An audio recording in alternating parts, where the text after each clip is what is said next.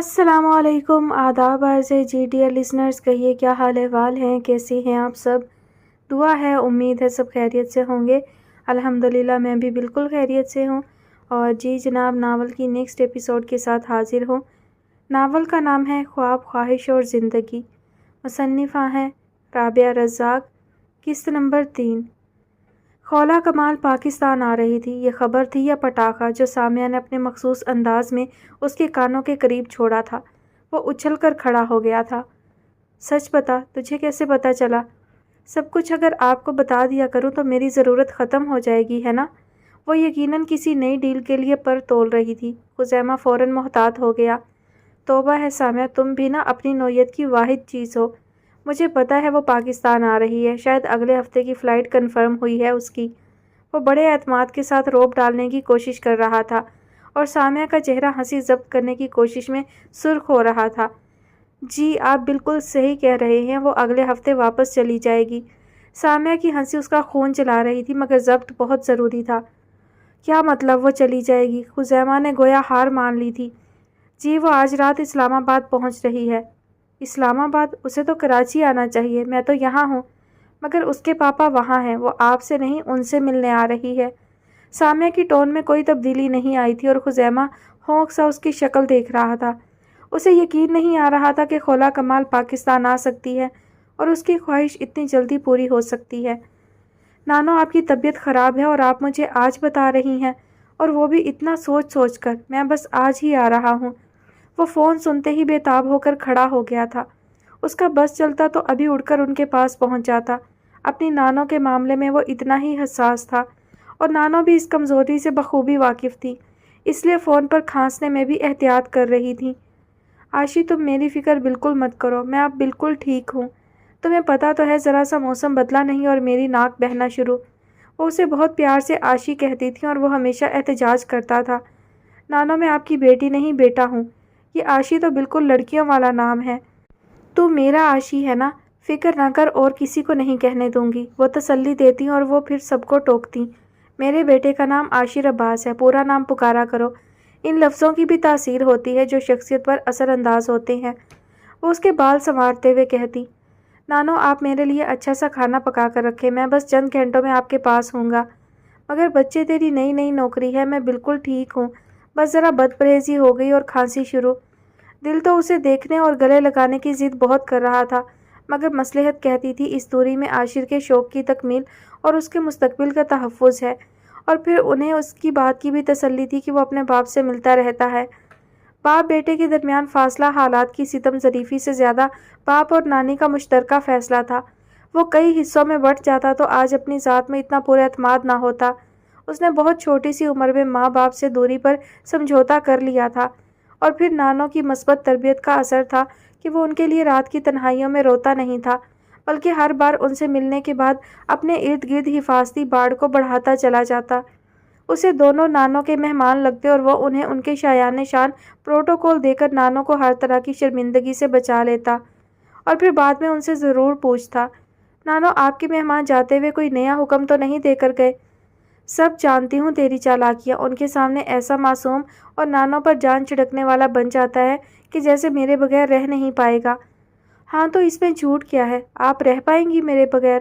اور اس وقت وہ انہی الفاظ کی بازگشت اپنے ارد گرد محسوس کر رہی تھی۔ یہ سچ ہے، زندگی جینے کا ڈھنگ خود سکھاتی ہے۔ انہیں عاشر کو دیکھے بغیر نیند نہیں آتی تھی، وہ بھی ماتھے پر گالوں پر ان کے بوسے کی نرمی لیے بغیر نہیں سوتا تھا۔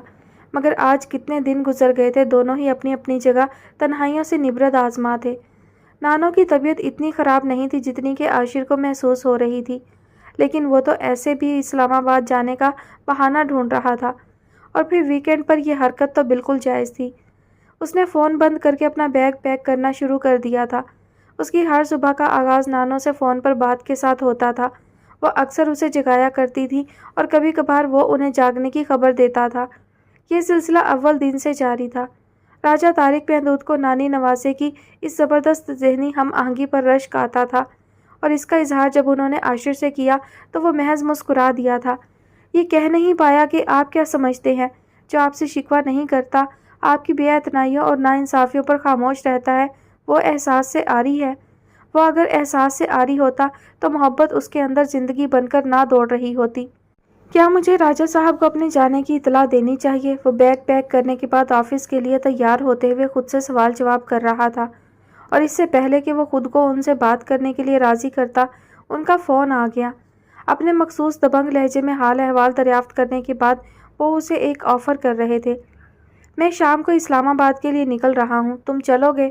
عاشر کے چہرے پر اس آفر کے بعد ایک خوشگوار سی حیرت پھیلی اور پھر جلد ہی معدوم بھی ہو گئی۔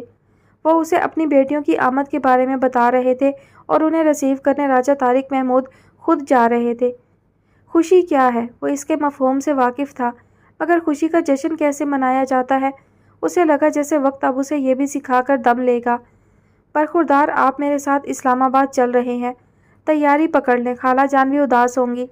اس کی طرف سے خاموشی میں جواب خود بخود آ گیا تھا، مگر میں آج خاصا مصروف ہوں۔ اس نے آئینے میں بال سنوارتے ہوئے سنجیدگی سے کہا، تمہاری مصروفیت شام تک ختم ہو سکتی ہے۔ خود کو مصروفیت کے دائرے میں گھیر کر مجھ سے دور رہنے کے بہانے مت تلاش کیا کرو بیٹے۔ میں نے یہ زندگی ہمیشہ اچھے وقت کے انتظار میں گزاری ہے۔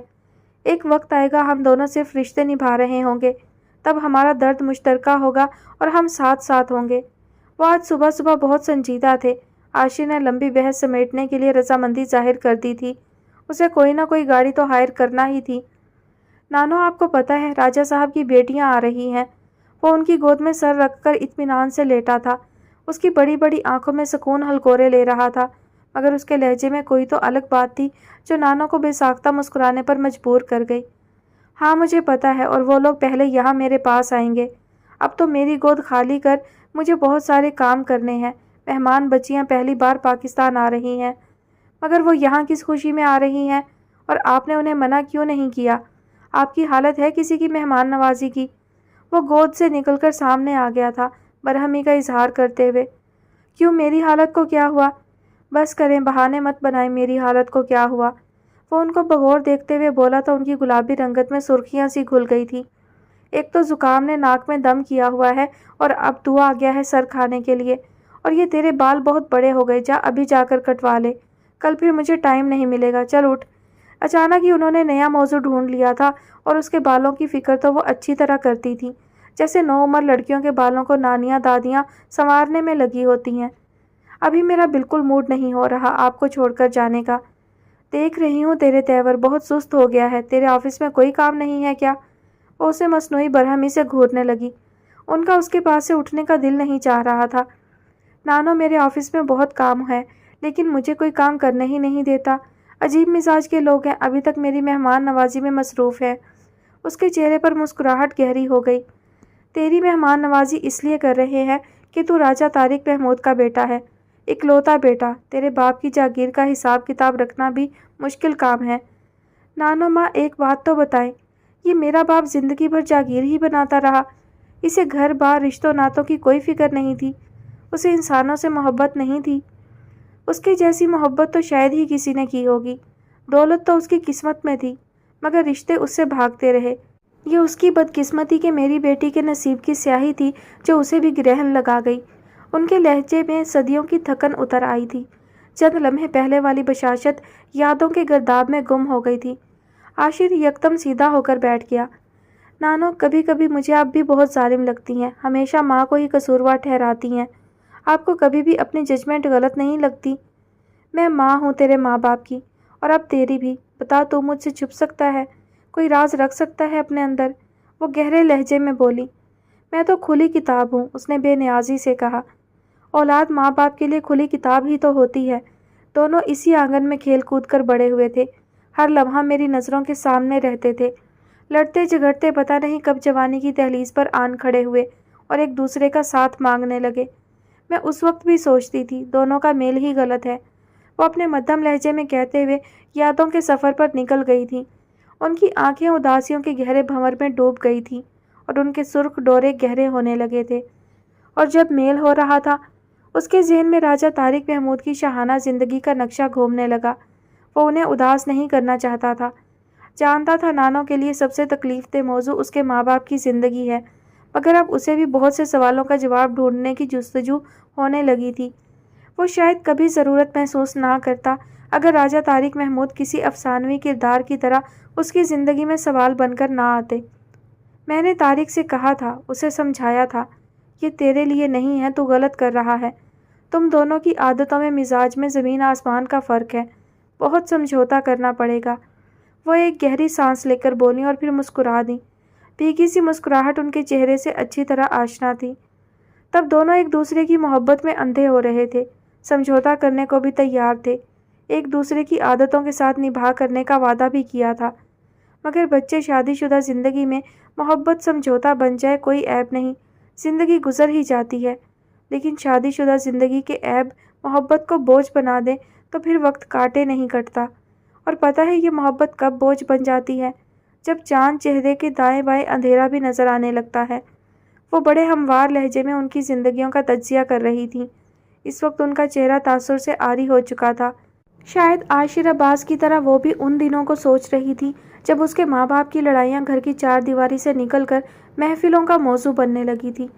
دونوں کا حلقہ وسیع تھا اور دونوں ہی خوب ڈسکس ہوتے تھے۔ عاشر کے ذہن میں ان دونوں کا دھندلا سا عکس تھا جب وہ لوگ سامنے خوش نظر آنے کی اداکاری کرتے اور گھر آ کر ایک دوسرے کے عیب گننے بیٹھ جاتے۔ اسے یاد ہے ایک دفعہ ماں نے کہا تھا، یہ میری قسمت تھی جو تم فرش سے اٹھ کر عرش پر بیٹھ گئے، ورنہ تمہارے پاس تھا کیا، چند ایکڑ بنجر زمین، اور آج تمہیں جو عزت ملتی ہے میری وجہ سے۔ اور پھر اس نے اپنے باپ کی بھاری آواز سنی تھی، اچھا بیگم ہم مان لیتے ہیں یہ سب آپ کی وجہ سے ہوا، لیکن اب تو ہو گیا نا، آپ اپنی قسمت چھین لیں ہم سے۔ قسمت چھین لی تو جو تمہارے آگے پیچھے تتلیاں پھرتی ہیں انہیں کیسے خوش کرو گے؟ جملے کی کاٹ وہ آج اچھی طرح محسوس کر سکتا تھا۔ بیگم وہ تتلیاں تمہاری ہی تو سہیلیاں ہیں، میں کب انہیں دعوت دیتا ہوں؟ ہاں تو وہ ہمارے درمیان آتی ہی اس لیے ہیں کہ تم نے مجھے نظر انداز کرنا شروع کر دیا ہے۔ اس کی ماں نے احتجاج کا آغاز کر دیا تھا۔ عاشر یہ بات کبھی نہیں بھول سکتا تھا کہ وہ جب بھی کسی پارٹی سے واپس آتے تو ماں چند قدم آگے چل رہی ہوتی اور دونوں اس کے پاس آنے کی بجائے، اسے پیار کرنے کے بجائے اپنے کمرے میں بند ہو جاتے، بحث کرنے کے لیے اور شاید جھگڑا کرنے کے لیے۔ نانو آپ دونوں کو مارتی وارتی نہیں تھی؟ اسے ایک دم سے شرارت سوچی تھی۔ میں کیا مارتی، قسمت نے خود ہی انتظام کر لیا ان کی سزا کا۔ لیکن نانو سزا تو کسی کو بھی نہیں ملی، دونوں اپنی زندگی میں خوش ہیں، اپنی اپنی پسند کی شادی کر لی اور بس۔ شادی تو صرف شمائلہ نے کی، طارق تو آج بھی اکیلا ہے، اس نے میرے کہنے کے باوجود دوبارہ شادی نہیں کی، بس اپنے کام سے نکاح کر لیا اور خود کو چھپا لیا۔ نانو نے آج ایک اور راز سے پردہ اٹھایا تھا۔ ویسے تو اسے ان دونوں کی زندگی الف لیلوی داستان لگتی تھی، مگر اس وقت بہت زیادہ حیران تھا اور شاید پریشان بھی ہو گیا تھا۔ لیکن نانو، ان کی 2 بیٹیاں ہیں جو آج پاکستان آ رہی ہیں، وہ بیٹیاں اس کی اپنی نہیں ہیں، لے کر پالی ہیں۔ نانو یہ کہانی بھی تو ہو سکتی ہے، وہ مشکوک لہجے میں بولا۔ نہیں، طارق مجھ سے کبھی جھوٹ نہیں بول سکتا، مجھے خود سے زیادہ اس پر یقین ہے۔ وہ اپنی بات کہہ کر کھڑی ہو گئی تھی اور عاشر وہیں بیٹھا رہ گیا تھا۔ صوفیہ 3 دن سے آفس نہیں آ رہی تھی اور بہت سارے کام اس کے کمپیوٹر میں مقید تھے۔ وہ اکاؤنٹس کا شعبہ دیکھتی تھی اور بزنس کی دنیا میں مہینے کی آخری تاریخیں ہوں یا شروع کی، اس ڈپارٹمنٹ کی سرگرمی عروج پر ہی ہوتی ہے۔ صوفیہ کی لاپرواہی اور غائب دماغی پر راحت بیگم کی خاموشی کسی طوفان کا پیش خیمہ تو تھی ہی، لیکن آج شجاع سے ضبط نہیں ہوا تھا۔ اس نے صوفیہ کے خالی کمرے کا آخری بار جائزہ لینے کے بعد راحت بیگم کے کمرے کا رخ کیا تھا۔ وہ پروڈکشن ٹیم کے ساتھ میٹنگ میں مصروف تھیں۔ شجاع کو دیکھ کر حیرت اور خاموشی لازمی تھی، وہ کبھی اس طرح ان کی مصروفیت میں مخل نہیں ہوتا تھا، اور اس وقت تو اس کے چہرے پر سنجیدگی کی گہری لکیریں انہیں پریشان سا کر گئیں۔ اٹس اوکے، آپ لوگ میٹنگ جاری رکھیں۔ وہ اپنی مخصوص کرسی گھسیٹ کر خاموشی سے بیٹھ گیا۔ اس کے آنے کے بعد راحت بیگم نے گفتگو کا سلسلہ مختصر کرتے ہوئے چند ہدایات دیں اور پروڈکشن ٹیم کے ساتھ تفصیلی میٹنگ کا ٹائم طے کرتے ہوئے ان سے اجازت لی۔ وہ چاروں بھی شاید شجاع کی بے وقت آمد کو کسی سنجیدہ معاملے کا آغاز سمجھ کر خاموش ہو گئے تھے، اتنی ہی خاموشی سے اٹھ کر چلے بھی گئے۔ شجاع کی اس فیکٹری میں کیا اہمیت تھی اور وہ راحت بیگم کے لیے کیا اہمیت رکھتا تھا، یہ بات چیدہ لوگ ہی جانتے تھے۔ شجاع نے اول دن سے خود کو مالکان کے بجائے ملازمین کا حصہ تصور کیا تھا۔ وہ ملازمین کے درمیان رہ کر کام بہتر انداز میں کرنے اور ان سے کام لینے کا اصول اپنائے ہوئے تھا۔ اسے گارمنٹس کے بزنس کا ذرا بھی تجربہ نہیں تھا، مگر آج وہ پورے اعتماد کے ساتھ یہ بات کہتا تھا کہ اب میں اپنی فیکٹری رن کر سکتا ہوں۔ گوروں کے دیس میں رہ کر اس نے زندگی گزارنے کے بہت سے اصول سیکھے تھے۔ ان میں سے بہت سے اصول اس کی زندگی کا حصہ بن چکے تھے۔ وہ انتھک محنت کے بعد نتائج سے بے پرواہ ہو جاتا تھا، جانتا تھا محنت کبھی رائے گاہ نہیں جاتی، اور اس کے آنے کے چند مہینوں بعد ہی راحت بیگم نے محسوس کیا تھا کہ محنت کامیابی کی وہ چابی ہے جس کا استعمال ہر کسی کو نہیں آتا۔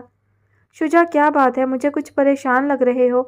کمرہ خالی ہونے کے بعد راحت بیگم مکمل اس کی طرف متوجہ ہو گئی تھی۔ میں پریشان نہیں، حیران ہوں۔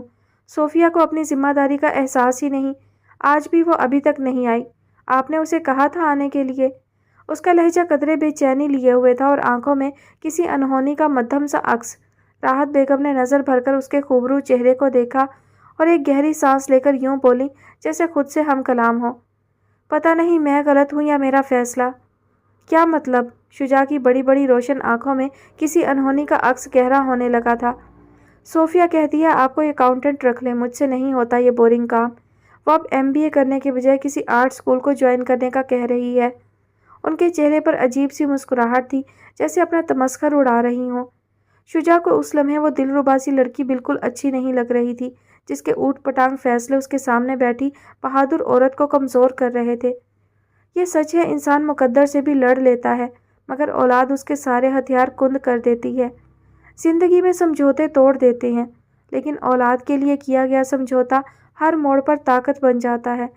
آج جانے کیوں راحت بیگم کو اپنی طاقت کا ذخیرہ کم ہوتا محسوس ہو رہا تھا۔ انہیں تنہا زندگی نے اتنا نہیں تھکایا تھا جتنا کہ ان چند دنوں میں صوفیہ کے رویے نے انہیں مسمحل کر دیا تھا۔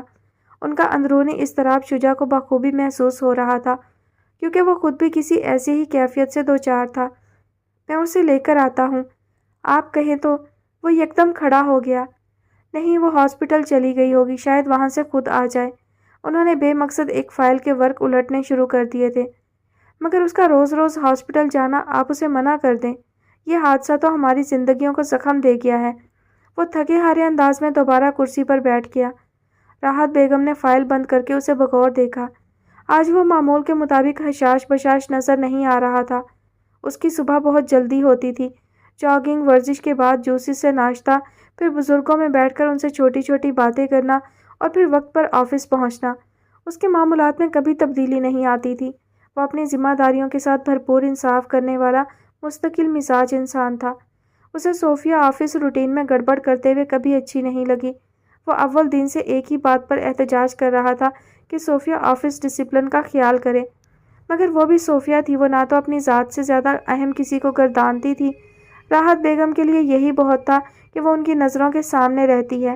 ویسے بھی یہ در و دیوار تو اس کی بچپن کی شوخیوں سے بھی آشنا تھے، اور وہ تھکی ہاری شامیں بھی اس گڑیا کے غم میں برابر کی شریک تھیں، جب وہ نیند سے بوجھل آنکھیں لیے ماں کی آغوش ڈھونڈتے ڈھونڈتے کسی میز پر سر رکھ کر سو جاتی، یا پھر گیسٹ روم میں رکھے صوفے پر گٹھڑی بن جاتی۔ تو ٹھیک ہے، اگر صوفیہ اس کام میں انٹرسٹڈ نہیں ہے تو زبردستی مت کریں۔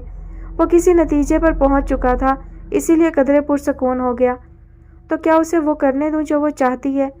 آج جن لوگوں کے ساتھ اس کے صبح شام گزر رہے ہیں، کل وہ اس پر اپنا حق جتانے آ جائیں گے، تو کیا تب بھی میں اس کی بات مان لوں؟ اسے تو عادت ہو گئی ہے صرف اپنی منوانے کی، وہ کب کسی کا احساس کرتی ہے؟ وہ ضبط کر تو رہی تھی، مگر دل کی بے کلی ان کے ایک ایک لفظ سے عیاں تھی۔ ان کا لہجہ برفیلا تھا اور چہرہ گزرے وقت کی مسافت کا احساس کر کے دھواں دھواں ہو رہا تھا۔ شجاع کا دل چاہ رہا تھا ابھی جا کر صوفیہ کو ہسپتال سے لے آئے، جو بیت السکون کا سکون رخصت کرنے کی وجہ بن رہی تھی۔ یہ تو وہ جانتا تھا کہ صوفیہ کسی کے احساسات کی پرواہ نہیں کرتی، نہ ہی وہ خود کو کسی مسئلے کا ذمہ دار سمجھتی ہے، مگر وہ اس حد تک سنگدل اور بے حس ہے کہ اپنی ماں کی تکلیف میں اضافہ کرے۔ یہ سوچ کر ہی شجاع گہرے ملال میں گر گیا تھا۔ اسے صوفیہ کی ہر ادا منفرد لگتی تھی، مگر اس کی انفرادیت میں خود غرضی کا رنگ اس قدر حاوی تھا، شجاع کے دل پر چوٹ سی پڑی تھی۔ ایسا کچھ نہیں ہوگا، اس کے اچھے بھی آپ کا احساس کریں گے، اور جو سوچیں قبل از وقت خود پر طاری کر لی ہیں انہیں فوراً اتار پھینکیں۔ نہ صوفیہ اتنی احمق ہے اور نہ ہی ہم سب اتنے کمزور کہ ان لوگوں کی ساری باتیں مان لیں گے۔ وہ اٹھ کر ان کے پاس آ گیا تھا اور انہیں اپنے مضبوط بازوؤں کے گھیرے میں لے لیا تھا۔ تم ان لوگوں کو نہیں جانتے، بلکہ میں بھی آج تک اس معاملے میں کوری ہوں۔ وہ اس کا ہاتھ اپنے ہاتھ میں تھام کر بولی تھی۔ چلیں، اس معاملے میں بھی صوفیہ ہماری مدد کرے گی، ویسے بھی ہمیں ان کو جاننے کی ضرورت بھی کیا ہے؟ وہ لوگ اگر صوفیہ سے کسی قسم کی ہمدردی رکھتے ہیں تو آپ انہیں ان کی شرائط یاد دلا دیں، اور وہ وقت بھی جب آپ صوفیہ کو لے کر وہاں سے نکلی تھی۔ اس نے گویا چٹکی بجاتے ہوئے مسئلہ حل کیا۔ آج صوفیہ آئی تو میں اسے اچھی طرح نبٹ لوں گا کہ یہ آفس دراصل اس کے باپ کا نہیں ماں کا ہے، اور وہ کم از کم اپنی ماں کی نصف محنت کا ہی خیال کرے۔ لیکن اسے تو یہی بات اچھی نہیں لگتی کہ ماں محنت کرتی ہے۔ مجھے کبھی کبھی محسوس ہوتا ہے کہ وہ میرے کام سے بھی کبھی خوش نہیں ہوئی۔ اسے آسائشات اچھی لگتی ہیں جنہیں وہ اپنا حق سمجھ کر وصول کرتی ہے۔ وہ نہ چاہتے ہوئے بھی شجا سے وہ باتیں کر رہی تھی جنہیں ایک مدت سے دل میں چھپا رکھا تھا۔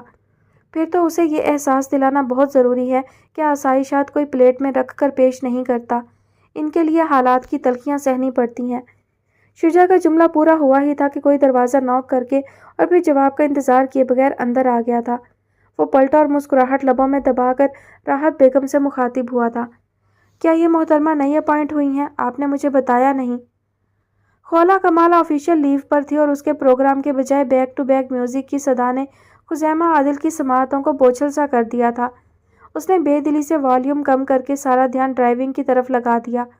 سامیہ نے اس کی بیزاریت کا سبب جاننے کے بعد بمشکل اپنی بے چینی پر قابو پایا اور عام سے لہجے میں یوں استفسار کیا جیسے خولا کمال ان کی پڑوسن ہو۔ خولا سے بات ہوئی آپ کی؟ سامی تم بھی نہ عجیب باتیں کرتی ہو، مجھے کیا ضرورت ہے اس سے بات کرنے کی؟ وہ اچھا پروگرام کرتی ہے اور یوں سمجھ لو اس کی سننے کے بعد مجھے بھی FM سننے کی عادت پڑ گئی ہے۔ وہ قدرے لاپرواہی اور بے نیازی کا مظاہرہ کر رہا تھا۔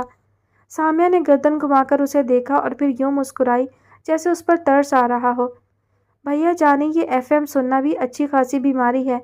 میں نے سنا ہے لوگ عجیب دیوانے سے ہو جاتے ہیں ان آوازوں کے پیچھے، اور یہ سارا اس آڈیو سسٹم کا کمال ہوتا ہے جس پر عام سی آواز بھی خاص محسوس ہوتی ہے۔ پتہ ہے ہماری ایک ٹیچر بتا رہی تھی کہ ان کی ایک فرینڈ پوری رات FM سنتی تھی اور آج وہ نفسیاتی ہاسپٹل میں ہے۔ بھیا اسے کیا ہوا ہوگا؟ سامیہ کی معصومیت اپنی انتہا کو چھو رہی تھی۔ خزیمہ نے سر پیٹ لیا تھا۔ اس کے نفسیاتی اسپتال جانے کی بہت سی وجہ ہو سکتی تھیں، مگر یہ قصور FM کے کھاتے میں اس لیے لکھا گیا تھا کہ وہ پوری رات سنتی تھی۔ خزیمہ کم از کم اس حوالے سے بے فکر تھا۔ وہ 2 گھنٹے سے زیادہ نہ تو سنتا تھا نہ ہی اس میں اتنی ہمت تھی۔ استانی جی آئندہ کوشش کروں گا FM نہ سنوں۔ آپ کا اسکول آ گیا ہے۔ لیکن بھیا وہ خولا کی بات تو وہیں رہ گئی ہے۔ مجھے یقین ہے وہ اب اسلام آباد سے پروگرام کرے گی۔ اس نے دروازہ کھولتے ہوئے اطلاع دی۔ تمہیں بہت خبر ہے ان باتوں کی؟ مجھے پتہ ہے نا، چینلز پر اس طرح کی حرکتیں ہوتی رہتی ہیں۔ وہ بڑے مدبرانہ انداز میں کہہ رہی تھی جیسے اس فیلڈ میں کام کرنے کا وسیع تجربہ ہو۔ کم از کم آج عمر کے اس حصے میں خزیمہ عادل کو یہی محسوس ہوتا تھا کہ سامیہ کی سوچ، اس کا انداز فکر اور حالات حاضرہ سے بھرپور آگاہی کے معاملے میں وہ خزیمہ سے کئی ہاتھ آگے ہے۔ اس کی عمر میں خزیمہ کو اپنی گیند اور بلے جمع کرنے سے فرصت نہیں ملتی تھی۔ ریڈیو اور TV میں دلچسپی بھی برائے نام تھی، لیکن سامیہ تو اسے بعض اوقات چلتا پھرتا اخبار محسوس ہوتی جس کے پاس اپنی عقل اور سمجھ کے مطابق سب کچھ ہوتا تھا۔ خزیمہ اسے ڈراپ کر کے گھر کے راستے پر واپس ہو لیا۔ سامیہ نے ایک نئی سوچ کا سرا پکڑا دیا تھا۔ خولا کمال اسلام آباد میں کسی سے ملنے آئی ہے شاید۔ وہ اسلام آباد سے پروگرام کر سکتی ہے۔ وہ جس FM چینل کے ساتھ وابستہ تھی اس کا ہیڈ آفس اسلام آباد میں تھا اور تقریباً 8 گھنٹے کی ٹرانسمیشن وہاں سے براڈ کاسٹ ہوتی تھی۔ اسے یہ معلومات ویب سائٹ کا تفصیلی جائزہ لینے کے بعد حاصل ہوئی تھی۔ آج اس نے آفس پہنچنے کے بعد سب سے پہلے اس چینل کی سائٹ کو لاگ ان کیا تھا۔ چینل سے وابستہ تمام اینکرز اور RJ کا پورٹ فولیو بھی ویب سائٹ کا حصہ تھا، لیکن ان میں خولا کمال نہ تھی۔ اس کی نظریں بے چینی سے کمپیوٹر اسکرین پر دوڑتی رہیں۔ کی بورڈ کی ٹک ٹک کے دوران اسے اپنی تلاش کا یہ سلسلہ اس وقت موقوف کرنا پڑا جب MD صاحب کا PA اس کے سامنے آ کر کھڑا ہو گیا تھا۔ 3 بجے MD صاحب کے ساتھ آپ کی میٹنگ ہے۔ 3 بجے یعنی لنچ کے فوراً بعد؟ خیریت؟ صرف میرے ساتھ یا باقی لوگ بھی؟ اسے تشویش ہوئی۔ فی الحال تو آپ کو انفارم کیا ہے، وہ پیشہ ورانہ مسکراہٹ کے ساتھ بولا، اور خزیمہ نے زیر مطالعہ میٹر کمپیوٹر اسکرین سے آف کرتے ہوئے ایک طائرانہ نگاہ اپنی رسٹ واچ پر ڈالی۔ یار مجھے پھر یاد دلا دینا اگر بھول جاؤں، ابھی تو 12 بجے ہیں۔ اوکے۔ وہ خزیمہ کی درست شخصیت سے ویسے ہی مرعوب رہتا تھا۔ اس کی بے تکلفی پر خوشی محسوس کرتے ہوئے اپنے چیمبر کی طرف بڑھ گیا۔ کشمالہ کمال اور خولا کمال، راجہ طارق محمود کی بیٹیاں ان کے دائیں بائیں یوں جگہ گھیر کر بیٹھی تھیں جیسے وہ ہمیشہ سے اس ماحول کا حصہ رہی ہوں۔ نانو کے چہرے پر بھی گرم جوشی کے بھرپور تاثرات تھے۔ عاشر عباس نے ایک اچٹتی سی نگاہ اس سارے منظر پر ڈالی تھی۔ وہ لمحوں میں جان گیا تھا کہیں کوئی کمی نہیں ہے۔ اس نے سرسری انداز میں خیریت دریافت کرنے کی رسم نبھائی اور اپنے کمرے کی طرف مڑ گیا۔ خولا کمال کی گہری سبز آنکھوں نے اس کے لمبے چوڑے سراپے کا اس وقت تک تعاقب کیا جب تک وہ نظروں سے اوجھل نہیں ہو گیا تھا۔ راجہ طارق محمود اپنے مخصوص دھیمے لہجے میں اس کے بارے میں بتا رہے تھے۔ یہ میرا شہزادہ ہے، اکثر مجھ سے خفا رہتا ہے۔ تم لوگوں کو بھی اس کا غصہ سہنا پڑے گا، برا لگے گا، لیکن میری خاطر پی جانا۔ زندگی بھر مجھ سے دور رہانا، ناراضی تو اس کا حق بنتا ہے۔ وہ اس کے قدموں کے نشان گنتے ہوئے کہیں دور کھو گئے تھے۔ ان کے پروقار چہرے پر بیٹے سے محبت کا عکس بڑا خوبصورت تاثر دے رہا تھا۔ کشمالہ نے بغور انہیں دیکھا اور بے اختیار سی ہو کر ان سے لپٹ گئی۔ دنیا کی تمام دولت ایک طرف اور اس شخص کا محبت بھرا دل ایک طرف، وہ اکثر انہیں دیکھ کر سوچتی تھی۔ محبت کرنے والے ہر عہد میں پیدا ہوتے ہیں، لیکن کچھ لوگ ایسے ہوتے ہیں کہ ان کی محبت سے لطف اندوز ہونے کے لیے پورا ایک عہد بھی کم محسوس ہوتا ہے۔ پھر قدرت بھی تو ان کے ساتھ عجیب سا برتاؤ کرتی ہے۔ دلوں پر راج کیا کرتے ہیں ایسے لوگ، اور خود پیار کو ترستے ہیں۔ وہ آج تک راجہ طارق محمود کی وحشتوں کا سبب نہیں جان پائی تھی۔ پاپا، آپ کا بیٹا ہم سے کیوں ناراض ہے؟ خولا کی نظریں ابھی تک اس راستے پر جمی تھیں جو عاشر عباس کے بھاری قدموں کی سختی کو بڑے ضبط کے ساتھ سہ گیا تھا۔ یہ تو ہم دونوں کا گلا ولا دبا دے گا۔ وہ کسی سے ناراض نہیں ہے، بس مجھے دوری کی سزا دے رہا ہے۔ خیر، اس کی رنجش بھی بے وجہ نہیں، دھیرے دھیرے ہم اس کے دل کا ملال دھو ہی ڈالیں گے۔ تم لوگ یہاں پہلی بار آئی ہو، میری فکر چھوڑو، اس شہر کے موسم کو انجوائے کرو۔ گلابی شامیں ہوتی ہیں آج کل۔ گلابی اور شام، وہ دونوں ہی مسکرا دی تھی۔ نانو نے نظر بھر کر اس رونق کو دیکھا تھا اور بے قرار سی عاشر عباس کے کمرے کی طرف چل پڑی تھی۔ جانتی تھی جب تک ان کی گود میں سر رکھ کر بالوں میں ہاتھ نہیں ڈلوائے گا، ان کا ایک ہاتھ اپنے ہاتھ میں نہیں دبائے گا، تکیے میں منہ دے کر جاگتا رہے گا۔ وہ اس کے پاس بیٹھ کر کوئی قصہ چھیڑ دیتی تھی اور عاشر عباس جیسے ہر الجھن سے آزاد ہو کر نیند کی وادیوں میں پرواز کرنے لگتا تھا۔ حیرت اور خالص حیرت، وہ اپنی نیلگوں آنکھوں میں سموئے اس گھر کی طویل راہداریوں میں بنا آہٹ کے گھوم رہی تھی۔ اسے بالکل اندازہ نہیں تھا کہ رات جس گھر کے کشادہ اور بے پناہ اونچی چھت والے گھر میں خاصی بے آرام گزری، وہ اتنا کشادہ اور آرٹسٹک سٹائل کا ہوگا۔ وہ ایک سرے سے دوسرے سرے تک پہنچتے پہنچتے خاصی تھک گئی تھی۔ پاکستان کے کیپٹل سٹی میں اتنا بڑا گھر۔ پاپا کی خالہ تو خاصی رچ ہیں۔ اس نے باہر جانے والی شفاف روش کے کنارے بنے سنگی چبوترے پر بیٹھتے ہوئے ایک طائرانہ نگاہ نانو کے اس مسکن پر ڈالی اور تازہ ہوا کے خوشبودار جھونکے جو نہ جانے کن کن درختوں کو چوم کر آ رہے تھے انہیں اپنے اندر جذب کرنے لگی۔ اس کے دائیں جانب باغ تھا یا لان وہ سمجھ نہیں پائی، کیونکہ اس طرح کے مناظر اس نے فلموں میں ضرور دیکھے تھے، مگر حقیقت میں وہ آج پہلی بار ایسے گوشہ زمین پر براجمان تھی جس کے چاروں طرف خزاں آلود پتوں کا شور عجیب سا طلسماتی منظر پیش کر رہا تھا۔ اس نے کبھی سوچا بھی نہیں تھا کہ پاکستان میں پہلی صبح کو ہی وہ ایک ایسے منظر کا حصہ ہوگی جو اسے خوابوں میں نظر آیا کرتا تھا۔ حد نظر تک زرد پتوں کا پھیلا فرش اور اپنی خزاں رسیدگی پر ہواؤں کی تندہی سے گلا کرتے طویل القامت درختوں کے درمیان اپنی سدا بہار قسمت پر نازا سروں کے درختوں کی قابل دید قطار۔ اس کی آنکھوں سے حیرت ختم ہوتی تو ذہن سوچنے کے قابل ہوتا۔ وہ تو بس دیکھی جا رہی تھی، کبھی یہاں کبھی وہاں۔ ایسا نہیں تھا کہ اس نے ترس ترس کر یا کسی پسماندہ علاقے میں زندگی گزاری تھی۔ زندگی کے ابتدائی سال جرمنی کے ایک مہنگے علاقے میں، اور اب لندن کے ایک کشادہ اپارٹمنٹ میں زندگی کی تمام تر آسائشوں سے محظوظ ہونے والی شاہانہ مزاج کشمالہ کمال کے لیے اس قدیم طرز تعمیر کی حامل عمارت میں کوئی تو ایسی بات تھی کہ اس کے دل و دماغ عجیب سے سکوت کی زد میں آ گئے تھے۔ صبح کی پراسرار خاموشی اور بڑے بڑے گول جالی دار ستونوں کے پیچھے سے جھانکتی چمکیلی دھوپ نے اسے اتنا سست کیا ہوا تھا کہ وہ یہ بھی بھول گئی کہ اس اجنبی گھر میں آج اس کی پہلی صبح ہے اور یہاں کبھی بھی کوئی بھی آ سکتا ہے۔ جبھی تو اس کی نظروں نے عاشر عباس کا تعاقب کرتے ہوئے یہ بھی نہ سوچا کہ وہ اس بے تکلفی پر کیا محسوس کرے گا۔ وہ بیرونی پھاٹک نما گیٹ سے اندر آیا تھا۔ ڈارک براؤن ٹریک سوٹ میں اس کا تمتماتا ہوا چہرہ اپنی سنہری رنگت کے باعث بہت نمایاں لگ رہا تھا۔ ماتھے پر آئے ہوئے بالوں کی لٹوں نے اس کے چہرے کی دلکشی بڑھا دی۔ ابھی وہ اپنی ہی دھن میں کسی بات پر دھیمے سے مسکرایا تھا یا اس کا چہرہ ہی ایسا تھا؟ کشمالہ بلا وجہ سوچنے پر مجبور ہو گئی تھی۔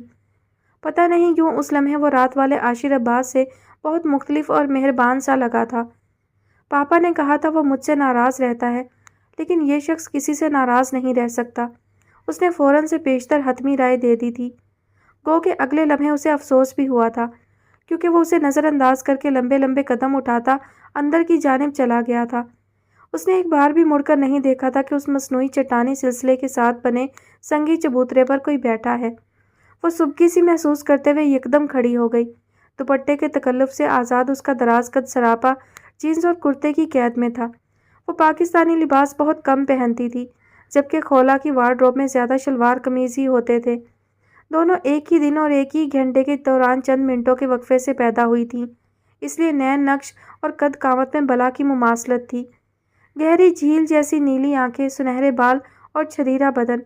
اگر کہیں فرق محسوس ہوتا تھا تو ان دراز لٹوں کی وجہ سے جو کشمالہ کی کمر پر جھولتی رہتی تھیں اور خولا کے سنہری گچھے اس کی گردن سے نیچے نہیں جاتے تھے۔ ان کے قریب رہنے والے لہجے کے اتار چڑھاؤ سے شناخت کر لیتے تھے۔ خولا کی مترنم آواز کا سحر کانوں میں رس کھولتا تھا، اور کشمالہ کو لوگ اس لیے سننا چاہتے تھے کہ اس کی آواز ذہن کی بند کھڑکیوں پر دستک دیتی تھی۔ عجیب دماغ میں بسنے والی آواز تھی اس کی، بھاری، شفاف اور جادوئی سی۔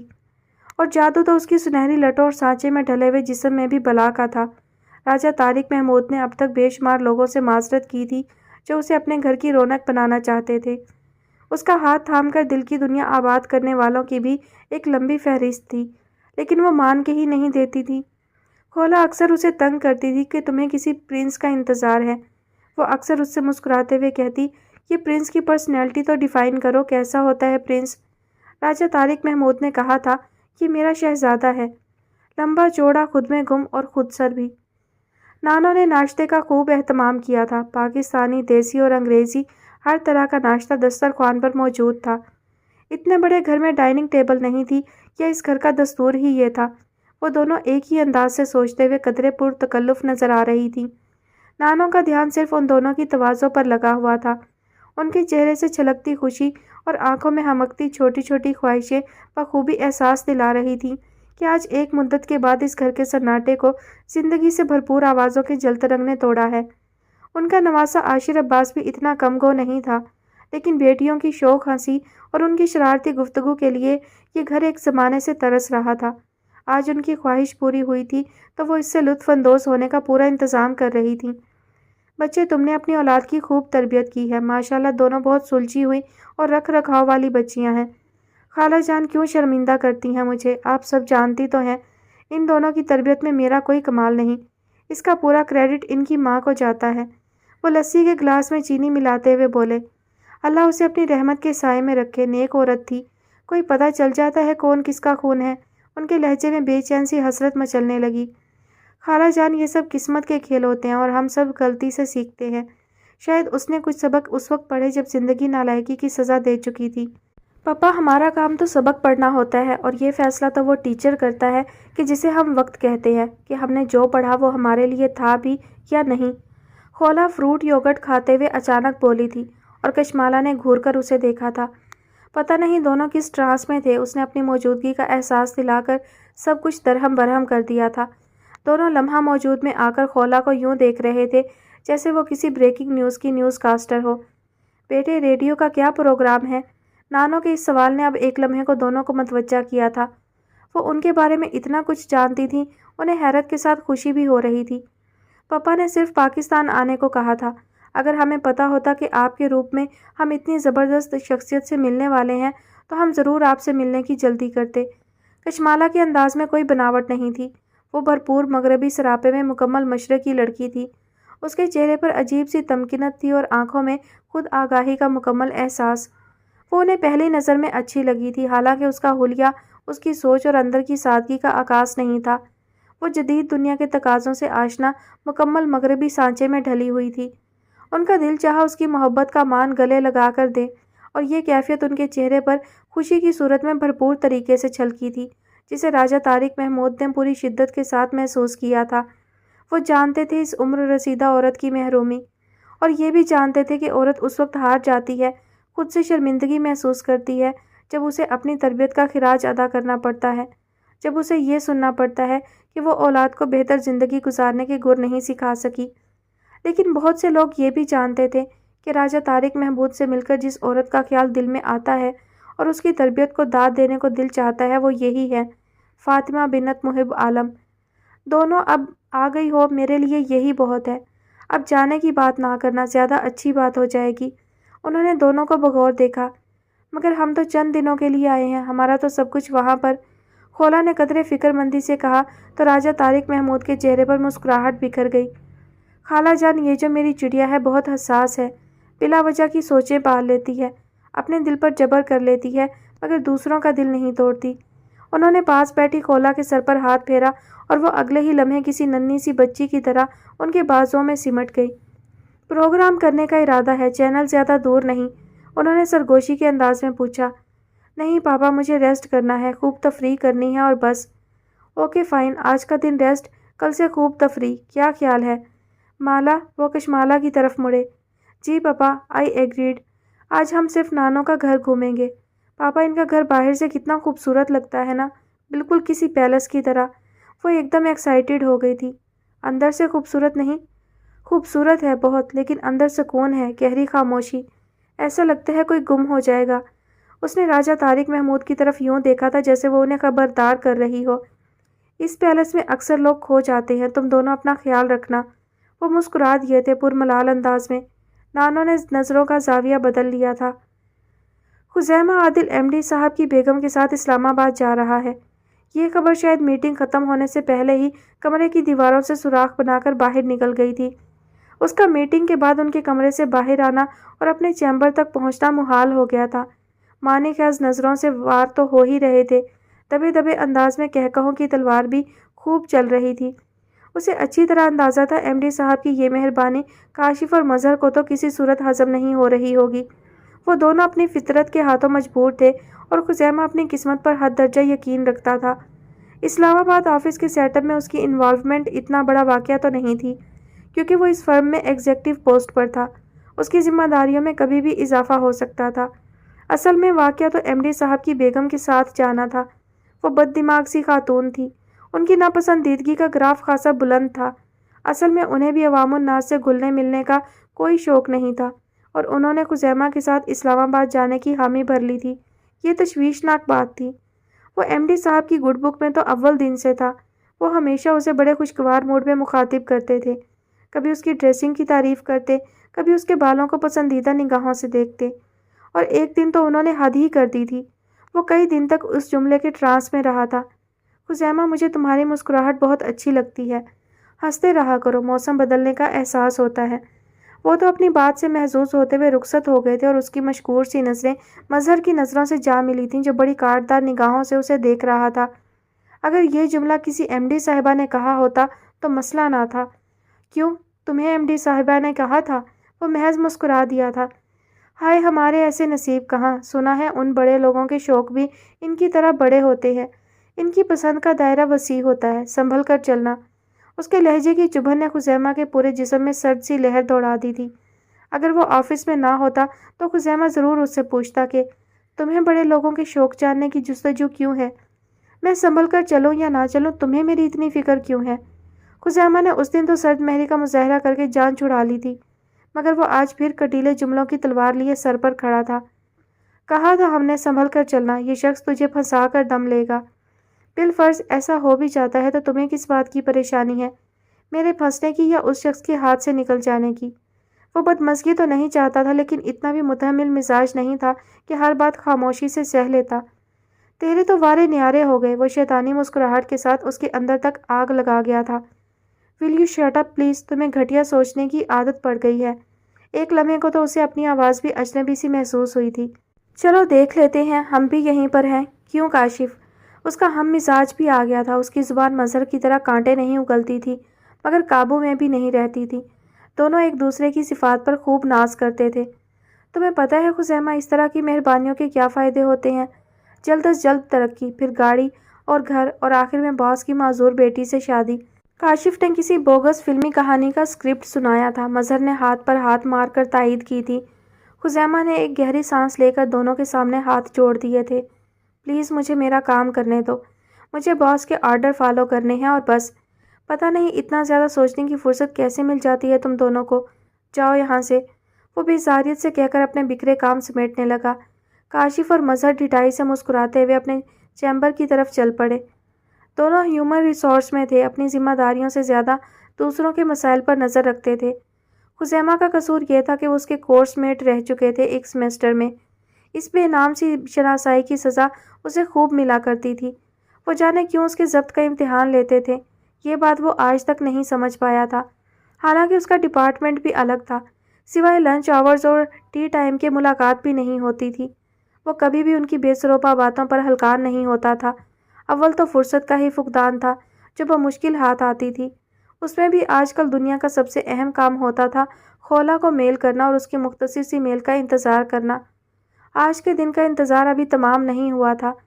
وہ 2 دن سے رابطے میں نہیں تھی، اس کا میل باکس خالی پڑا تھا۔ وہ پروگرام بھی نہیں کر رہی تھی آفیشیل لیو کی وجہ سے۔ گویا سامیہ کی خبروں میں 100% صداقت ہے کہ وہ پاکستان آ چکی ہے اور اسلام آباد۔ اس نے یہی تو بتایا تھا۔ اسلام آباد، میں بھی کل صبح کی فلائٹ سے اسلام آباد جا رہا ہوں۔ اس کا دل بلیوں اچھلنے لگا۔ کیا مجھے قسمت اس سے ملانے کے لیے وہاں لے جا رہی ہے؟ اس کا چہرہ اندرونی مسرت سے جگمگانے لگا۔ کیا تم اسے سڑکوں پر ڈھونڈو گے؟ دماغ نے سرزنش کی۔ نہیں، میں اسے میل کروں گا، فون کروں گا، اس کے آفس۔ خیر، اگر وہ میرے مقدر میں ہوئی تو مجھے ضرور ملے گی۔ وہ دل ہی دل میں خود سے مخاطب تھا۔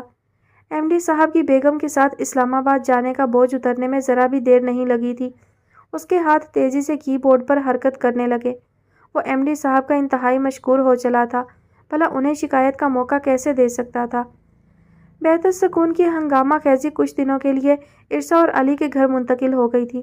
ان لوگوں نے اگر اس بندھن کو باندھنے میں اہم کردار ادا کیا تھا تو اب وہ اسے اٹوٹ بنانے کے سارے انتظامات بھی اپنے ہاتھ میں لے چکے تھے۔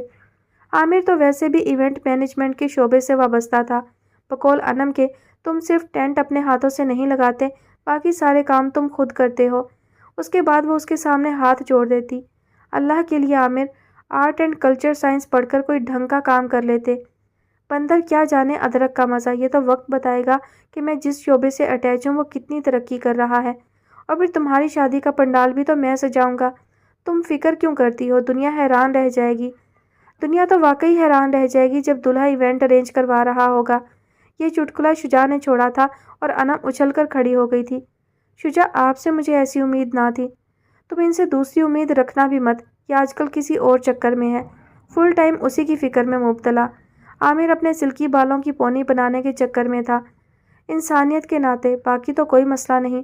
شجاع کا اطمینان قابل دید تھا۔ عامر نے پونی بنا کر دم لیا تھا، اب اسے مشکوک نگاہوں سے تک رہا تھا۔ مانا سرکار کے محبت کا چھپانا ہے محبت، مگر کبھی کبھی اعتراف کر لینے میں کوئی حرج نہیں، وہ بھی دوستوں کے سامنے۔ عامر نے اس کے کندھے پر ہاتھ مار کر کچھ اس انداز سے کہا تھا کہ وہ ہڑبڑا کر اٹھ بیٹھا۔ اسے یوں ہی ہوا میں تیر چھوڑنے کی عادت تھی جو اکثر نشانے پر لگ جاتے تھے۔ یہ سراسر تمہارے شیطانی دماغ کی کارستانی ہے، ورنہ…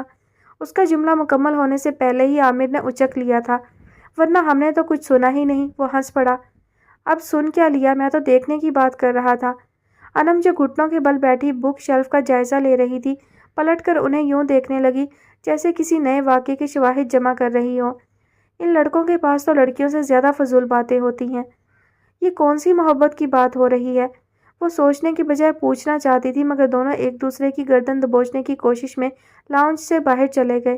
اس نے ایک گہری سانس لے کر اپنی مطلوبہ کتاب اٹھا لی اور صوفیہ کے پورشن کا رخ کرنے کے بجائے اپنے کمرے میں آ گئی۔ آج کل صوفیہ نے خود کو اتنا مصروف کیا ہوا تھا کہ اس سے ملاقات ہی نہیں ہوتی تھی۔ شجاع کی صوفیہ میں دلچسپی کم از کم ان دونوں کے نوٹس میں بخوبی تھی۔ وہ کتاب کے صفحے پلٹتے ہوئے بھی بلا وجہ اس کے بارے میں سوچ رہی تھی۔ اس کا طوفانی مزاج، اس کی غیر مستقل مزاجی، بیجا ضد، کبھی کبھی اس کا بے رحم لہجہ ہر رشتے کو بالائے طاق رکھ دیتا تھا۔ اور شجاع تو لفظوں کا جادوگر تھا، اس کے لہجے کی شیرنی باندھ لیتی تھی۔ اس کی تو عادت تھی ہر ایک سے چاہت کا قیمتی لبادہ اوڑھ کر ملنا، ہر ایک کے ساتھ خلوص کی معطر کلیوں کا تبادلہ کرنا۔ پتہ نہیں کیوں صوفیہ کو کانٹے پکڑنے کی ضد تھی۔ صوفیہ شام گئے گھر لوٹی تھی اور دونوں پورشن کا جائزہ لینے کے بعد اب لان میں آ کر بیٹھی تھی۔ غصہ اس بات پر آ رہا تھا کہ عامر، عائزہ، انم، فائزہ، شجاع کوئی بھی نہیں تھا۔ سب کے سب اسے چھوڑ کر ارسا کے گھر مہندی میں چلے گئے تھے۔ پتہ نہیں ان لوگوں کے پاس اتنی فرصت کیوں ہے، کبھی یہاں تو کبھی وہاں، اور مجھے بتایا بھی نہیں۔ اس کی آنکھوں میں جلن سی ہونے لگی۔ اپنا نظر انداز ہونا تو اسے قطعی گوارا نہ تھا۔ اور آج تو یہ سب لوگ باقاعدہ پلاننگ کے ساتھ غائب ہوئے تھے۔ اسے انوائٹ کرنا تو دور کی بات، بتانا بھی ضروری نہیں سمجھا تھا۔ وہ مختلف انداز میں بالوں کی لٹوں کو انگلیوں پر موڑتے ہوئے کبھی ایک پورشن کے دروازے کی طرف دیکھ رہی تھی اور کبھی دوسرے۔ عرصا کی مہندی میں کتنا مزہ آ رہا ہوگا نا، خوب ہلہ گلا اور شرارتیں۔ میری یاد انہیں بھلا کیوں کر آئے گی؟ اللہ کرے مر جاؤں۔ کہتی بھی ہوں امی سے چلیں یہاں سے، یہ لوگ اب ہمیں بوجھ سمجھنے لگے ہیں، مگر نہیں، انہیں بھی تو شوق ہے نا بوجھ بننے کا۔ سوچوں کا دھارا کب منفی رخ پر بہنے لگے صوفیہ کے لیے مشکل بات نہیں تھی۔ سب کا بھرپور پیار سمیٹنے کے باوجود وہ بچپن سے لے کر اب تک ایسی ہی تھی۔ لمحوں میں خود کو اذیت دینے کے لیے کوئی ایسی سوچ پال لیتی کہ جس کا گزر شاید ہی کسی کے ذہن کے کونے سے بھی ہوتا ہو۔ آنکھوں کی جلن کب گرم پانی کی صورت باہر نکلنے لگی اس کا تو پتہ بھی نہیں چلا تھا، بس چہرہ بھیگ رہا تھا اور اس کا بالکل دل نہیں چاہ رہا تھا کہ خود کو روکے یا اس نمکین پانی کو صاف کر لے۔ وہ تو بس رونا چاہتی تھی، بے حد بے حساب۔ کبھی کبھی یوں ہی تنہائی کی آغوش میں سر رکھ کر رونا اور اپنی یتیمی کا ملال کرنا اسے بہت سکھ دیتا تھا۔ اس لمحے وہ دنیا کے ہر اس چہرے سے بدگمان ہوتی تھی جو اسے اپنا کہتا اور پیار لٹاتا نظر آتا تھا۔ جب آنکھوں کی برسات تھم جاتی اور اپنی کم مائگی کا احساس سسکیوں کے ساتھ ہواؤں میں تحلیل ہو جاتا تو وہ ایک نئے حوصلے کے ساتھ سب کے درمیان آ جاتی، اپنے بہادر اور بے نیاز ہونے کا نقاب چڑھا کر، اپنی آنکھوں میں احساس برتری کی چمک لے کر اور اپنی ذات کے تفاخر کو ثابت کرنے کا عزم لے کر۔ اپنی زندگی جو دو حصوں میں منقسم کرنے کا ہنر بھی اسے خود بخود آ گیا تھا۔ یہ حقیقت ہے کہ انسان اپنے ماحول کے ساتھ سمجھوتا صرف اس دن تک کرتا ہے جب تک اس کا شعور بیداری کی منازل عبور کر کے اپنے افعال اور اعمال کی ذمہ داری خود نہ اٹھا لے۔ وہ بھی شاید بیداری کی اس منزل پر کھڑی تھی جہاں سے آگے اسے اپنی زندگی کے راستے خود بنانے تھے، اور جب میں یہ طے کر چکی ہوں تو پھر مجھے ان سب کی پرواہ کرنے کی کیا ضرورت ہے؟ میں کیوں ان بے حس لوگوں کی خاطر اپنا دل جلاؤں، اپنے آنسو ضائع کروں؟ مائی فٹ۔ اس نے بے دردی سے اپنا چہرہ رگڑا اور پاؤں پٹکتے ہوئے اپنے کمرے کی طرف چل پڑی۔ سرمئی بادلوں کے آوارہ مرگولے رات سے ہی آسمان کی وسعتوں میں تیر رہے تھے۔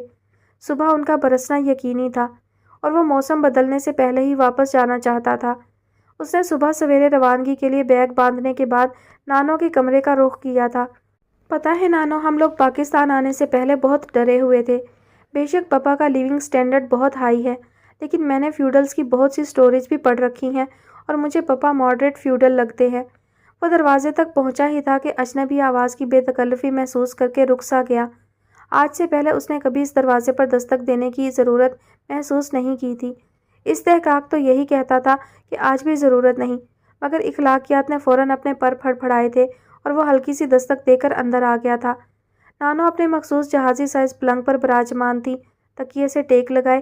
ان کی توجہ کا مرکز سامنے بیٹھی کشمالہ تھی، جو ایک ہی دن میں ان کے اتنے قریب آ چکی تھی کہ عاشر کو اس کی موجودگی سے الجھن ہونے لگی۔ یہ اس کی جگہ تھی جہاں وہ بیٹھی تھی، یہ وقت اس کا تھا جسے اس نے تصرف میں لے رکھا تھا۔ وہ جھنجھلا کر پلٹنے ہی لگا تھا کہ انہوں نے آواز دے دی، بیٹے عاشر آ جاؤ نا۔ ان کی آواز پر کشمالہ نے بھی پلٹ کر دیکھا، اس کوشش میں اس کے سنہرے سلکی بال کلپ کی قید سے آزاد ہو کر کمر پر بکھر گئے تھے۔ کمرے میں بیٹھنے کے لیے صوفہ کم بیڈ بھی فولڈ رکھا ہوا تھا، لیکن کشمالہ نے غیر شعوری طور پر خود کو سمیٹا اور نانو کے برابر میں رکھے تکیے کے ساتھ لگ کر بیٹھ گئی۔ نانو کی آنکھوں میں عاشر عباس کو دیکھ کر انوکھی سی چمک امڈ آئی تھی۔ انہوں نے حسب عادت دونوں باہیں پھیلا کر اسے اپنے پاس بلایا اور بالکل چھوٹے سے بچے کی طرح اپنی آغوش میں سمیٹ لیا۔ کشمالہ کے لیے محبت کا یہ مظاہرہ دلچسپ بھی تھا اور نیا بھی۔ اس کے شنگریفی لبوں پر خود بخود مسکراہٹ پھیل گئی۔ یہ نوجوان دلکش قد و خال کا مالک تو تھا، لیکن اپنے دراز قد کو نمایاں کرنے کے لیے ڈریسنگ بھی خوب کرتا تھا۔ وہ بغور اس کا جائزہ لینے لگی۔ سٹیل گرے سوٹ میں ملبوس بڑی بڑی آنکھوں میں قدرے برہمی کے تاثرات لیے یہ مکمل ایشیائی وجاہت رکھنے والا شخص اسے کل رات سے ہی متوجہ کرنے لگا تھا، لیکن اچنبھے کی بات یہ تھی کہ اس سارے وقت میں اس نے ایک بار بھی کشمالہ کو توجہ سے نہیں دیکھا تھا۔ دیکھنا تو دور کی بات، اس کی موجودگی کا احساس بھی نہیں کیا تھا۔ کشمالہ کمال حیران کیوں نہ ہوتی؟ اس نے تو آج تک ہر محفل اور ہر صاحب نظر سے اپنے پریوں والے حسن کی داد ہی وصول کی تھی۔ کوئی اس کے بالوں پر مرتا تھا اور کوئی اس کی آنکھوں میں ڈوب مرنے کو تیار تھا۔ کہیں اس کی آواز جادو جگاتی تھی اور کبھی اس کا چلنا قیامت ڈھا دیتا تھا۔ وہ سراپا غزل تھی، کسی شاعر کی رومان پرور محبوبہ کی طرح حسن کے سانچے میں ڈھلی ہوئی، شاہی محل کی دلربا شہزادی کسی آن بان رکھنے والی۔ وہ خود تو ستائشی نظروں کی عادی تھی، لیکن زندگی میں پہلی بار اپنی نظروں میں کسی کے لیے ستائش محسوس کر رہی تھی۔ ایک ایسے شخص کے لیے نگاہوں کا رخ موڑ رہی تھی جس کے ساتھ اس کا رشتہ بہت متنازع سا تھا۔ وہ راجہ طارق محمود کا بیٹا تھا اور اس کی ماں کا نام شمائلہ کمال تھا۔ شمائلہ کمال جو اس کی طرح خوبصورت آواز اور دلکش لب و لہجے کی مالک تھی، جس نے اپنی پوری زندگی آرٹ کے لیے وقف کر دی تھی۔ اس نے تھیٹر شوق کی خاطر کیا اور جب قلم تھاما تو ادب کی دنیا میں ہلچل مچا گئی۔ بہت الگ تھی وہ، پتہ نہیں کیوں چلی گئی۔ دن کو کرنے، رات کو جگنو پکڑنے کا شوق، جانے کس منزل پر لے جائے گا یہ پاگل پن۔ وہ کوشش کے باوجود بھی اس شخص سے چھپ کر نہیں بیٹھ سکتی تھی جس کی آنکھوں میں اسے اپنا عکس کچھ اس خوبی کے ساتھ نظر آتا تھا کہ وہ چاہتے ہوئے بھی اسے آنکھیں نہیں ملا سکتی تھی۔ عجیب زمانہ شناس آدمی تھا وہ۔ اس دن آفس میں امی کے سامنے زندگی کی اونچ نیچ یوں سمجھا رہا تھا جیسے وہ کوئی کم فہم بچی ہو۔ اس کی کوئی بات غلط نہیں تھی، لیکن صوفیہ کے لیے ان کو ماننا خلاف طبع تھا۔ وہ اب زندگی اپنے ڈھنگ سے گزارنے کا سوچ چکی تھی اور اب اس میں کسی دوسرے کی مداخلت سے ترمیم کی گنجائش نہیں تھی۔ یہی بہت تھا کہ وہ اس کی ساری باتیں سن کر خاموش ہو گئی تھی اور اس وقت بھی چپ کی مہر لگائے اسے یوں تک رہی تھی جیسے وہ کسی مورت سے مخاطب ہو، بے حس اور غیر متحرک مورت۔ صوفیہ، وہ لوگ زندگی کی دوڑ میں بہت پیچھے رہ جاتے ہیں جنہیں صرف دوسروں سے شکایتیں ہوتی ہیں۔ میں نے آپ کو ان چند مہینوں میں زندگی سے لڑتے بھی دیکھا ہے اور اب بہت زیادہ شکایت کرتے دیکھ رہا ہوں۔ مانا کہ ہمیشہ حالات ایک سے نہیں رہتے۔ کیا آپ میرے حالات کا مذاق اڑانے آئے ہیں یا یہ جاننے کہ میں آپ سب کے بغیر کتنی اداس ہوں؟ اور اگر ان دونوں باتوں کا جواب مل گیا ہو تو مجھے اکیلا چھوڑ دیں۔ میں بالکل ٹھیک ہوں، مجھے کہیں جانا ہی نہیں تھا، اس لیے کمرہ بند کر کے آرام کر رہی تھی۔ اب آپ آ گئے ہیں بے آرام کرنے تو سہ رہی ہوں۔ وہ مزید صوفے میں گھس کر بیٹھ گئی تھی اور ریموٹ سے ٹی وی آف کر کے اسے ایک طرف پھینک دیا تھا۔ وہ ایک ہی سانس میں اتنا کچھ بول گئی تھی کہ شجاع کو اپنا سانس روک کر اسے سننا پڑا تھا۔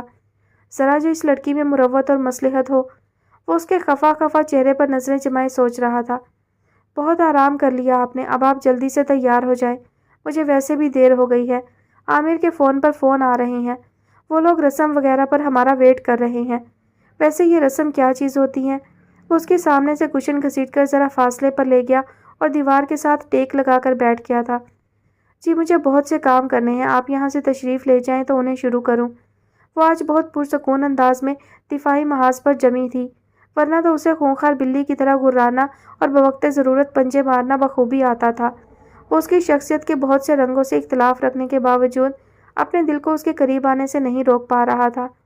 وہ اس کے خیالوں خوابوں کی شہزادی بالکل نہیں تھی، نہ ہی وہ تصوراتی پیکر سجا کر اپنی سوچوں کو خوشگوار بنانے کا قائل تھا۔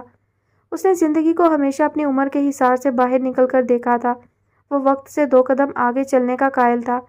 اپنے دل کو عقل کے تابع رکھنے کا ہنر اس نے اپنے باپ سے سیکھا تھا، لیکن صوفیہ کو دیکھ کر اس کے دل و دماغ میں دھواں دھار قسم کا مذاکرہ چھڑ جاتا تھا۔ گو کہ ہار کوئی نہیں مانتا تھا اور لا حاصل بحث کے انجام پر شجاع کی پرشوق نگاہیں اس کے چہرے پر جم جاتی تھیں، جو نہ تو دوسروں کے لیے ہنستی تھی اور نہ ہی دوسروں کی پریشانی پر فکر مند ہوتی تھی۔ وہ کبھی کبھی اسے پرابلم چائلڈ لگتی تھی۔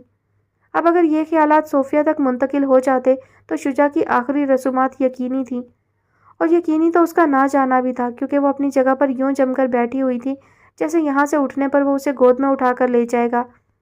آپ جاتے کیوں نہیں؟ مجھے نہیں جانا مہندی وہندی میں۔ لیکن مجھے تو آپ کے بغیر نہیں جانا مہندی وہندی میں۔ وہ اسی کے انداز میں بولا تو نہ چاہتے ہوئے بھی صوفیہ کے چہرے پر مدھم سے مسکراہٹ پھیل گئی۔ گڈ، یہ ہوئی نا بات۔ آپ کو پتہ ہے جو آنکھیں ہوتی ہیں نا، ان میں دل کی ہر بات سکین ہو جاتی ہے، آپ چھپ نہیں سکتے۔ آپ کیوں میرا دماغ خراب کر رہے ہیں؟ وہ پھر سے اکھڑ گئی تھی۔ آپ کیوں اپنا اور میرا ٹائم خراب کر رہی ہیں؟ میں نے کہہ دیا آپ کے بغیر نہیں جانا تو پھر نہیں جانا۔ آپ میری ضد سے واقف ہیں تو ٹھیک ہے، مت جائیں میری بلا سے۔ ٹھیک ہے، نہیں جاتے، آپ کے ساتھ اچھا وقت تو یہاں بھی گزر جائے گا۔ وہ پاؤں پسار کر بیٹھ گیا تھا۔ صوفیہ کی کوفت میں اضافہ ہو گیا تھا۔ اس سے پہلے کہ وہ اسے کمرے سے باہر نکالنے کی تدبیر کرتی، شجاع کا موبائل بج اٹھا۔ دوسری طرف جانے کون تھا؟ وہ گھبرا کر کھڑا ہو گیا۔ کب؟ میں تو ابھی ان سے مل کر آیا ہوں، اس نے پریشانی کے عالم میں کہا اور تیزی سے کمرے سے باہر نکل گیا۔ صوفیہ جو اس کے ساتھ ہی کھڑی تھی اب ہونک ہو کر اس دروازے کو تک رہی تھی جہاں سے وہ باہر گیا تھا۔